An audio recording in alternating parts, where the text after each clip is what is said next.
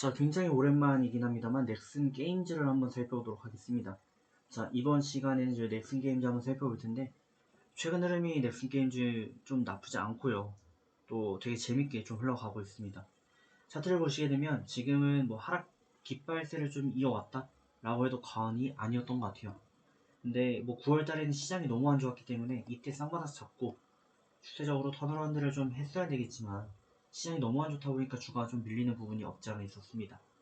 그러다가 라인을 하단을 잡을 때 역회된 숄더를 찍어줬죠. 그러면서 하단 잡아줬고 지금 이평 라인 같은 경우는 이제 골든크로스가 인상적으로 들어왔고 단기 상승 상바닥세 원바닥보다 높은 투바닥을 형성을 하면서 추세적인 지지도 잘 받고 있는 그런 모습을 보이고 있습니다. 최근에 뭐 게임주들이 안 좋은 모습을 좀 보이는 것도 있었지만 그럼에도 불구하고 넥슨 게임즈는 올 4월까지 3만원대 고가를 오히려 경신하는 모습도 기록을 했는데 지금은 뭐 고점 대비 거의 반토막 나 있거든요.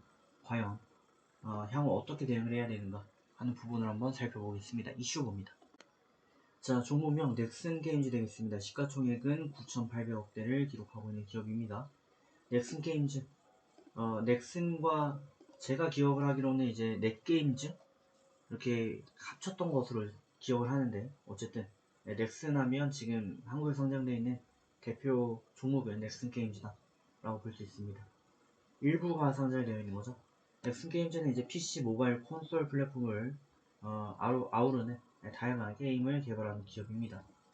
최근에 뭐 이슈되고 있는 내용들은 호실적, 실적을 좀 호실적으로 이어갈 것으로 기대된다 라는 부분이 나온 바가 있었고 그 외에 뭐 여러가지 게임 내용이 있지만 넥슨 게임즈 혼자 단독으로 지금 뭐 예를 들어서 저희 대표적인 NC소프트 같은 거 있죠. 그런 기업만큼 모든 게임을 담당하고 있지는 않기 때문에 그 상승 여력도 약간 제한적인 부분도 없지 않아 있는 그런 상황입니다. 어쨌든 히트2를 출시를 했고 향후 기대되는 부분도 없지 않아 있습니다. 그리고 제가 좀 조심스럽게 말씀드리는 부분이 없지 않아 있어가지고 한 가지 더 말씀을 좀 드리면 넥슨 같은 경우는 사실 한국 기업이긴 하죠. 근데 얘가 일본으로 도망을 간 기업이기도 해요. 그러니까 일본에서 그 세금 체계라든지 아니면 그 환경 또 게임을 즐기는 사람들 숫자 뭐 이런 것들 때문에 넥슨이 재팬으로 상장이 되어 있습니다. 그러다 보니까 일본에서 시가총액이 20조가 넘거든요. 물론 이해는 하죠. 한국 시장이 얼마나 쓰레기면 일본으로 갔을까. 근데 그게 미국도 아니고 일본으로 간 건 좀 안타까운데 어쨌든 일본에 상장되어 있는 건 20조의 시총을 기록을 하고 있어요. 근데 넥슨 게임즈는 이 중에 극소수만 떼어낸 거라 1조 정도의 가치금이 안 되는 그런 부분이긴 하죠. 이거를 저희가 좀 감안을 하긴 해야 되겠다 라는 말씀을 좀 드리고 넥슨 게임즈의 순수 실적 위주로만 좀 보고 말씀을 드리게 되면은 넥슨 게임즈 현재 시가총액은 1조인데 넥슨 게임즈의 당장 매출액 같은 경우 그렇게 크진 않습니다.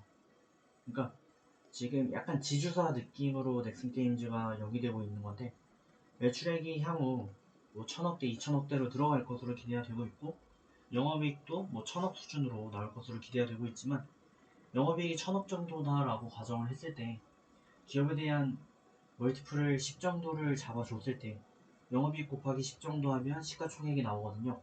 그렇게 가정을 했을 때는 지금 정상적인 가치평가를 받고 있다 라고 분이 볼 수가 없고 다만 추후 시장이 좀 더 좋아진다 라고 가정을 하면 멀티플은 20배 정도까지도 교체 가능하거든요. 그렇게 됐을 때는 지금보다 2배 정도 상승 여력은 있겠다 이렇게 볼 수 있는 거죠.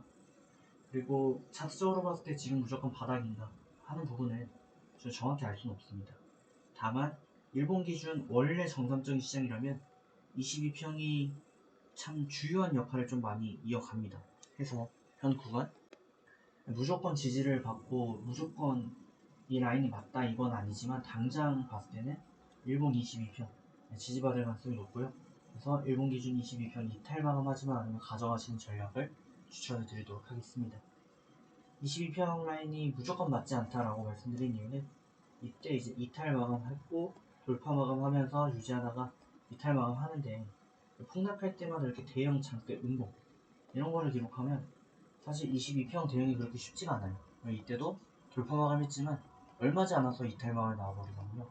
그러니까 시장적인 요인도 있고 뭐 그런 부분이 있는데 오늘 당장은 1022평 추천해드리고 시장 상황을 봐서 또 수정을 드리는 쪽으로 말씀을 드리도록 하겠습니다. 일단 22평 추천드립니다. 좋은 결과 만들어 가시고 다음에 뵙겠습니다.